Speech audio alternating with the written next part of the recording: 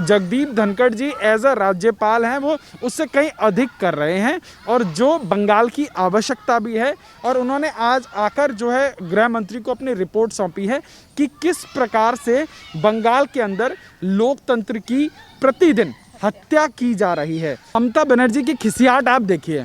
ममता बनर्जी की पार्टी 200 से अधिक विधानसभा जीत के आई है, उसको वहाँ कोई समस्या नहीं है, पर नंदीग्राम की हार के लिए वो जो है हाईकोर्ट चली जाती हैं। तो महिला सिर्फ और सिर्फ जोकतंत्र चला रही है, जिसके राज्य में हर रोज पॉलिटिकल मर्डर हो रहे हो और उसी के पार्टी के कार्यकर्ता कर रहे हो, और वो कान में रुई, आंख में पट्टी और मुंह में हाथ रख के बैठी हो, तो वो महिला हिटलर की बुआ है।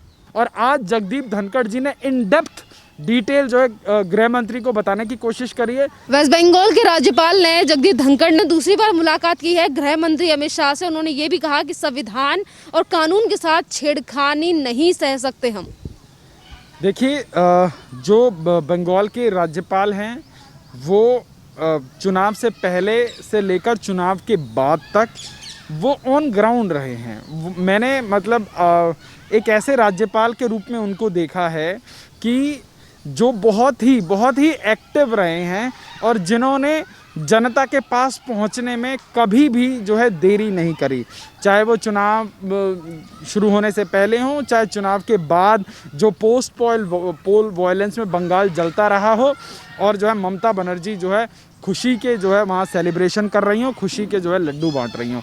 तो जो जगदीप धनखड़ जी एज अ राज्यपाल हैं वो उससे कहीं अधिक कर रहे हैं और जो बंगाल की आवश्यकता भी है। और उन्होंने आज आकर जो है गृह मंत्री को अपनी रिपोर्ट सौंपी है कि किस प्रकार से बंगाल के अंदर लोकतंत्र की प्रतिदिन हत्या की जा रही है। क्योंकि मुझको लगता है कि इस देश के अंदर कुछ पॉलिटिकल पार्टीज़ के अंदर एक ऐसा वो बन गया है उन लोगों के दिमाग में कि हम चुनाव जीत गए हैं, so we are free to do anything.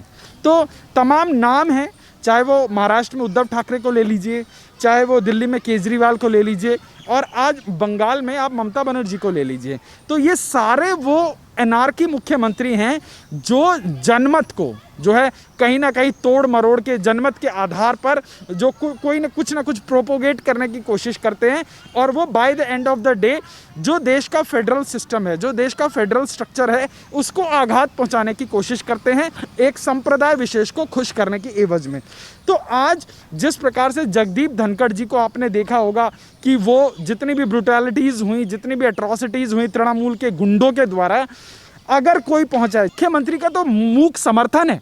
आप बताइए, चुनाव से पहले एक 82 वर्ष की महिला के ऊपर आक्रमण हो जाता है, वो अपनी टूटी टांग लेकर जो है पूरे विश्व में प्रचारित करती रही, झूठी टूटी टांग, और उसके बाद उसको प्रोपोगेट करके चुनाव भी जीत गई।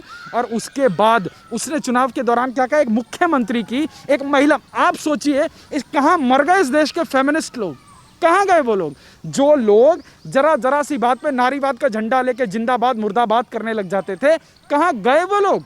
और आज बंगाल के अंदर भारतीय जनता पार्टी के कार्यकर्ताओं के कैडर की हत्याएं हो रही हैं, महिलाओं के साथ बलात्कार हो रहा है, जघन्य से जघन्य अपराध किया जा रहा है, और मुख्यमंत्री ऐसे हमारे बंगाल में कुछ नहीं हो रहा है। आप सोचिए ये कौन सी संवेदना है। मतलब आपका एरोगेंस जनता के जीवन पर भारी पड़ रहा है, और आपका एरोगेंस आपके कार्यकर्ताओं का जो ये प्रवृत्ति है उसको कहीं ना कहीं फ्यूल कर रहा है।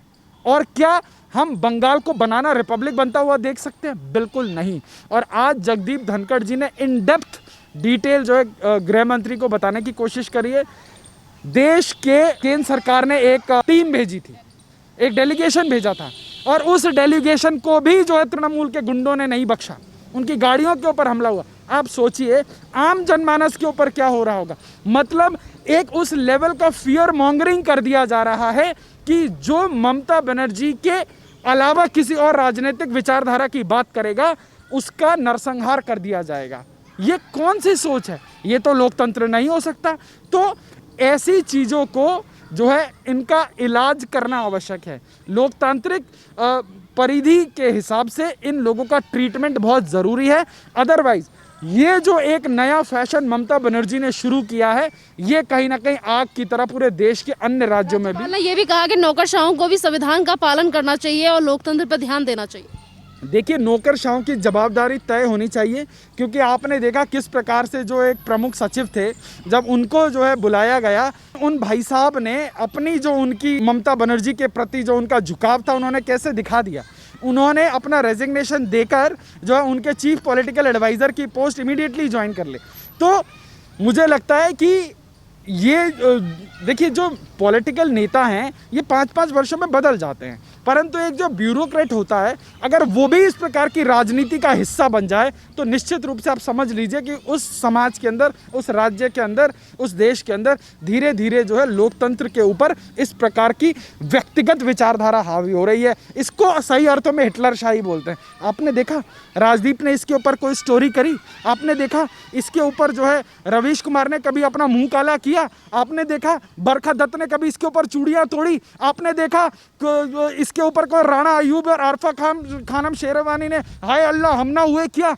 कभी नहीं किया, क्योंकि ये सब जो हो रहा है ये इनके एजेंडे को सूट करता है। ये सब जो हो रहा है ये एक संप्रदाय विशेष को खुश करता है। तो शाह से दूसरी बार मुलाकात हो चुकी है और ये पहली बार नहीं है कि जगदीप धनखड़ ने इस तरीके की बातें कही हो। लोकतंत्र को लेकर, लोकतंत्र प्रहार हो रहा है, संविधान को लेकर। क्या आपको नहीं लगता कि अब केंद्र सरकार की तरफ से धारा 356 लगा देनी चाहिए वेस्ट बंगाल में? देखिए, आपको और हमको कहना बहुत आसान है कि जो है वहाँ पर राष्ट्रपति शासन लगा देना चाहिए या कुछ ऐसा कर देना चाहिए, वैसा कर देना चाहिए।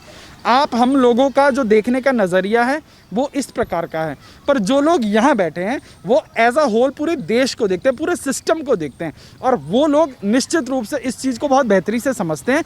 क्योंकि आज आप फ़र्ज़ कर लीजिए कि इस प्रकार की कोई व्यवस्था कर दी जाती है, फिर आपको पता है इस देश के अंदर सेल्फ वोक जो है मी लॉर्ड्स हैं, तमाम देश के अंदर होती हुई एट्रॉसिटीज़ के ऊपर स्वतः संज्ञान नहीं लेंगे, परंतु जलीकट्टू पर स्वतः संज्ञान लेंगे, दही हांडी पर स्वतः संज्ञान लेंगे, सबरीमाला पर स्वतः संज्ञान ले लेंगे। पर बहन बेटियों की इज्जत को तार तार किया जा रहा है, जो महिलाओं का बलात्कार किया जा रहा है, युवाओं को काट के फेंक दिया जा रहा है, वहाँ पर मी लॉर्ड चुप हो जाएंगे। और तो और ऐसे ऐसे सुप्रीम कोर्ट के अंदर मी लॉर्ड बैठे हैं, sorry, I am extremely sorry for using and showing this mirror to you through you channel, कि जो लोग बड़े सिलेक्टिव हैं। अभी एक जो है पिटीशन सुप्रीम कोर्ट के अंदर दायर हुई, तो अभी बताया जा रहा है कि एक बहुत बड़ी जज साहिबा हैं, उन्होंने पूरी सुनवाई से स्वयं को अलग कर लिया है।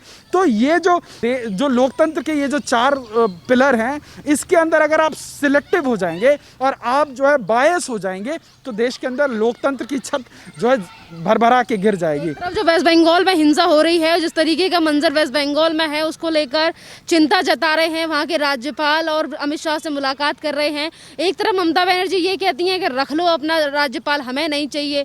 बच्चों को समझाया जा सकता है, बूढ़े को नहीं समझाया जा सकता।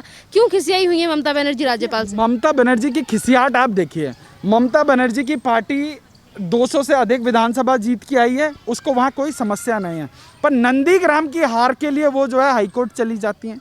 ममता बनर्जी की खिसियाट ये है कि अब ममता बनर्जी अपने आप को जो है democratic west state of West Bengal का अपने आप को स्वघोषित प्रधानमंत्री मानती हैं। उनको मुझे लगता है कि इस देश के कॉन्स्टिट्यूशन में ही बिलीव नहीं है। आप समझिए, जब देश फेडरल सिस्टम से चलता है और Mamata Banerjee time and again देश के प्रधानमंत्री को जो है वो किस प्रकार से प्रधानमंत्री का अपमान करती हैं। जब प्रधानमंत्री वहाँ पर इतने बड़े भीषण जो है बाढ़ का जायज़ा लेने के लिए आते हैं, तो ममता बनर्जी जो है प्रधानमंत्री का प्रोटोकॉल फॉलो नहीं करती, उनको जो है खड़े खड़े मतलब उनको मना बोल के चली जाती हैं कि मुझे जाना। आप सोचिए, जिस महिला के अंदर इतनी हम्बलनेस नहीं है, वो महिला किस प्रकार का लोकतंत्र चला रही है। वो महिला सिर्फ और सिर्फ जोकतंत्र चला रही है, जिसके राज्य में हर रोज पॉलिटिकल मर्डर हो रहे हो और उसी के पार्टी के कार्यकर्ता कर रहे हो, और वो कान में रुई, आंख में पट्टी और मुंह में हाथ रख के बैठी हो,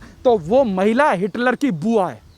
यहाँ पे ये भी बात है कि जिस तरीके से बार बार राज्यपाल को लेकर धमकियां दी जा रही थी, और राज्यपाल ने जब दौरा किया था कूच बिहार या फिर मालदा का उन्होंने किया था, तो उसके बाद कल्याण बनर्जी ने ये बयान दिया था कि जब अपने पद से हट जाओगे तो तुम्हें जेल में डाल दिया जाएगा। जनता से अपील करते हैं कि इनके ऊपर, पर अब बात यह है, जनता की तरफ से एक ये शक उठ रहा है कि आज जब वहाँ के राज्यपाल 3 दिन के दौरे पर दिल्ली आए थे, अब वापस जा रहे हैं, तो क्या ममता बनर्जी के गुंडे फिर से राज्यपाल के साथ बदतमीजी करने की कोशिश करेंगे? देखिए, ममता बनर्जी के गुंडे तो उनके विधायक हैं, उनके सांसद सांसद हैं और रोज गुंडई कर रहे हैं, रोज बदतमीजी कर रहे हैं, पर अब जरूरत है कि कांटे को कांटे से निकाला जाए। Mamata Banerjee should get the taste of her own medicine, क्योंकि आप जो इस इलेक्टोरल प्रोसेस में अगर आप चुनाव जीतते हैं तो आपको संवैधानिक दायरों के अंदर रहकर काम करना पड़ेगा।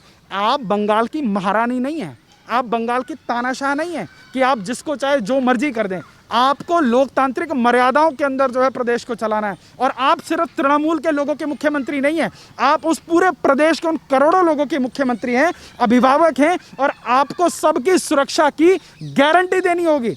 आपको सिर्फ अपने रिश्तेदार रोहिंग्या और तृणमूल के कार्यकर्ताओं की सुरक्षा नहीं करनी है, आपको उन करोड़ों करोड़ लोगों की सुरक्षा करनी है जो बंगाल का निवासी है, जो बंगाल के अंदर रहने वाले हैं। पर आज ममता बनर्जी और उसकी पार्टी ने कहीं ना कहीं बंगाल के लोकतंत्र को जोकतंत्र बना के रख दिया। धन्यवाद सर।